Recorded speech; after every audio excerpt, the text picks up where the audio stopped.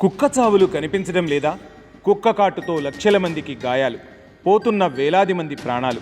దేశవ్యాప్తంగా పిల్లల్ని పీక్కు తింటున్నాయి, పిల్లల గొంతులు కొరికేస్తున్నాయి, పెద్దల పిక్కలు పీకేస్తున్నాయి, మందకు మంద మీదపడి కరిచేస్తున్నాయి, పల్లె నుంచి పట్నం దాకా స్వైర విహారం చేస్తున్నాయి. రైతుల పొలాలకు వెళ్లాలంటే భయపడుతున్నారు, జాగింగ్కు వెళ్లాలంటే జనం జంకుతున్నారు, రాత్రివేళ కొలువుల నుంచి ఇంటికి చేరుకోవాలంటే నరకం చూస్తున్నారు.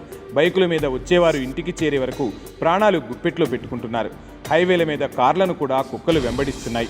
పొరపాటున రాత్రివేళ టూ వీలర్లు కుక్కల మూలంగా ప్రాణాలు కోల్పోయిన ఘటనలు. అడుగు తీసి బయట పెట్టాలంటే గజగజా వణుకుతున్న జనం. ఏ సందు నుంచి వచ్చి కుక్కల మంద మీద పడుతోందని భయపడుతున్నారు. ఒంటరిగా వెళ్లాలంటే ప్రాణాలు అరచేతిలో పెట్టుకుంటున్నారు. మహిళలు రోడ్డెక్కాలంటే గజగజా వణుకుతున్నారు. మీద పడిన కుక్కల కాట్లతో విలవలలాడుతున్నారు. ర్యాబిస్ వ్యాధి బారిన పడి ప్రాణాలు కోల్పోతున్నారు. అభం శుభం తెలియని పిల్లలు కుక్క కాటుతో ఆసుపత్రుల్లో కునారిల్లుతున్నారు. తల్లిదండ్రులు తల్లడిల్లిపోతున్నారు. హాయిగా ఉన్న పిల్లలు కళ్ల ముందు ర్యాబిస్తో చనిపోతుంటే కడుపు కోతను తట్టుకోలేకపోతున్నారు. జంతు ప్రేమికులకు ఈ మరణాలు కనిపించడం లేదు. ప్రజల ప్రాణాల కన్నా కుక్కల మీద ఎనలేని ప్రేమను వలకబోస్తున్నారు. కుక్కలను బోన్లో పెట్టడాన్ని ఖండిస్తున్నారు. సినిమా హీరోయిన్లు కొందరు మరీ విపరీతం చేస్తున్నారు. ఒకప్పుడు రోడ్ల మీద కుక్కలున్నాయంటే ధైర్యంగా ఉండేది. కానీ ఇప్పుడు రోడ్ల మీద కుక్కలు కనిపిస్తున్నాయంటే చాలు గుండెలు అదిమి పట్టుకోవాల్సిన పరిస్థితి ఎదురవుతుంది. ఊళ్లలోకి ఒకప్పుడు పిచ్చి కుక్క వచ్చిందని చెప్పగా వింటుండేవాళ్ళం. కానీ ఇప్పుడు పల్లె పట్నమని తేడా లేకుండా మన చుట్టూ ఉన్న కుక్కల్లో ఏది వీధి కుక్కో ఏది పిచ్చి కుక్కో తెలుసుకోలేకపోతున్నాం. ఎప్పుడు ఏ కుక్క వచ్చి కరుస్తుందో కూడా అంచనా వేసుకోలేకపోతున్నాం. ఏ కుక్కల మంద ఎటు నుంచి వచ్చి మీద పడుతుందో ఊహించడం కష్టంగా మారుతుంది. కొత్త ప్రాంతాలకు వెళ్లాలంటే భయపడిపోవాల్సి వస్తుంది. ఒకప్పుడు ఒక వీధికి కొత్త కుక్క వచ్చిందంటే ఆ కుక్కను తరిమేందుకు కుక్కల మంద వెళ్తుండేది. కానీ ఇప్పుడు కొత్త పాత అనే తేడా లేదు. ఏ వ్యక్తి రోడ్డు మీదకి వచ్చినా సరే కరవకుండా వదలడం లేదు. ముఖ్యంగా హైదరాబాద్లోని అన్ని ప్రాంతాలలో నడుచుకుంటూ వెళ్లాలంటే భయంతో వణికిపోవాల్సిన పరిస్థితులు. ఏ కాలనీలో చూసినా కుక్కల గుంపులే కనిపిస్తున్నాయి. మన దేశంలో ప్రతి ఏటా సుమారు 37 లక్షల మంది కుక్క కాటుకు బలవుతున్నారు. ఇది రికార్డులకు ఎక్కిన లెక్క మాత్రమే. రికార్డులకు ఎక్కని ఎన్ని లక్షల కేసులుంటాయో కుక్క కాటుకు బలవుతున్నాయో తెలియని పరిస్థితి. ఇలా ప్రతి ఏటా కోట్లాది మంది కుక్క కాటును చవిచూస్తున్నారు. కుక్కల బారిన పడి ప్రాణాల మీదకు తెచ్చుకుంటున్నారు. ప్రతి ఏటా దేశంలో 10,000 మందికి పైగా ర్యాబిస్ బారిన పడుతున్నారని ఓ అంచనా. అందులో ర్యాబిస్ నయం కాకుండా చనిపోతున్న వారు వందల్లో ఉంటున్నారు. ఇది కుక్కల దాడిలో అక్కడికక్కడే చనిపోతున్న వారు కూడా వేలల్లో ఉంటున్నా ఇవన్నీ ప్రభుత్వాలకు కనిపించడం లేదు. జంతు ప్రేమికుల కోసం మనుషుల ప్రాణాలను పాలకులు లెక్కలేకుండా పోతుందా? సహజంగా నోరున్న సమాజం కొద్దిగానే ఉంటుంది. అది నిజం చెప్పాలంటే చాలా చిన్న సమూహమే. కానీ దాని విస్తృతి మీడియా ద్వారా పెరుగుతుంది. ఇబ్బందులు పడుతున్న సమస్యలు ఎదుర్కొంటున్న సమాజం చాలా పెద్దది. కానీ ఆ సమాజం మాటలు వ్యధలు మీడియాకు పట్టవు. వాళ్ళు వెళ్ళి మీడియా ముందు మొరపెట్టుకోరు. అధికారుల వద్దకు వెళ్ళి కంప్లైంటు ఇవ్వరు. అందుకే కుక్కల సమస్య వెలుగులోకి రావడం లేదు. పిడికెడు మంది జంతు ప్రేమికుల వద్దకు వెళ్ళి మాత్రం హడావిడి చేస్తారు. మూగజీవాలంటూ లేనిపోని రాద్ధాంతం చేస్తుంటారు. ఆ మధ్య హైదరాబాద్లో వరుస సంఘటనలు జరిగాయి. ఓ పసిపాప ఇంటి ముందు ఆడుకుంటుంటే కుక్కల మంద వచ్చి ఆ పసిపాపను పీక్కుతింది. నోట్లో కరుచుకొని వెళ్ళాయి. ఇలాంటి సంఘటనలు నిత్యం కోకొల్లలు జరుగుతున్నాయి. జనగామ జిల్లాలో గత ఏడాది కూడా ఇలాంటి భయంకరమైన ఘటన జరిగింది. పసిపాపపై దాడి చేసి చంపేశాయి.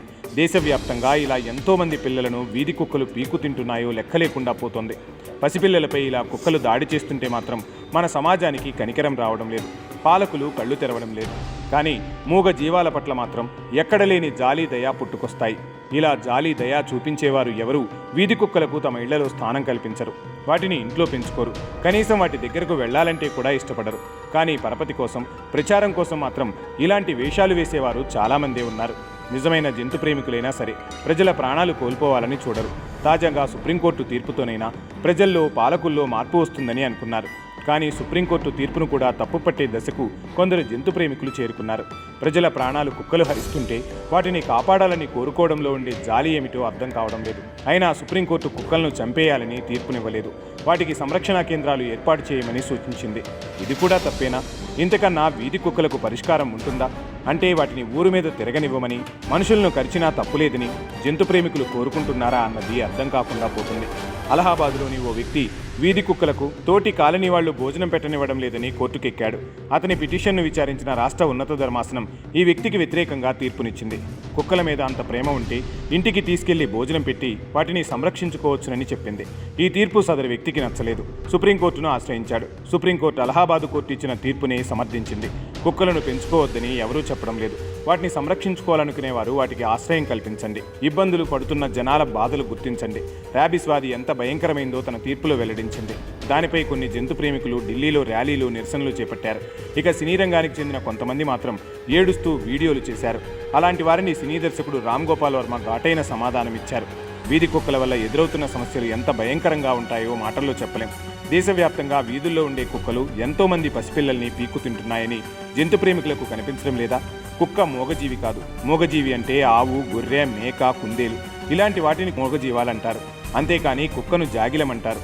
అంటే వాటికి ఉండే పళ్ళు ఎంత దృఢంగా ఉంటాయో చూడని వారు ఎవరు ఉండరు. ఒకప్పుడు కుక్కలు తెరువు వెళ్తే వెంటపడతాయనేవారు. కానీ ఇప్పుడు వాటితో ఏదైనా జన్యుపరమైన మార్పులు వచ్చాయో అర్థం కావడం లేదు.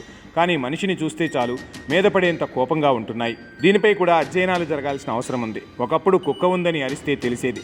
కానీ ఇప్పుడు అరిచే కుక్క కరవదు, కరిచే కుక్క అరవదు అనే సామెతను నిజం చేస్తున్నాయి. ఒక్కసారిగా వచ్చి మీద పడుతున్నాయి. కుక్కల మందలే ఎక్కడ చూసినా దర్శనమిస్తున్నాయి. పెద్దల పిక్కలు పీకేస్తున్నాయి. ఏ వ్యక్తి అయినా ఒక కుక్క వస్తే అదించగలడు, బెదిరించగలడు. చేతిలో కర్ర ఉంటే ఒక కుక్కను కొట్టగలడు. 10 కుక్కలు మీద పడితే చేతిలో కర్ర ఉన్నా ఏమీ చేయలేని పరిస్థితులు. రహదారుల మీద, కాలనీల్లో, వీధిలో, సందులో ఎక్కడ చూసినా కుక్కల మందలు స్వైరవిహారం చేస్తున్నాయి. పల్లెల్లో రైతులు పొలాలకు వెళ్లాలంటే భయపడుతున్నారంటే పరిస్థితి ఎంత భయంకరంగా ఉందో అర్థం చేసుకోవచ్చు.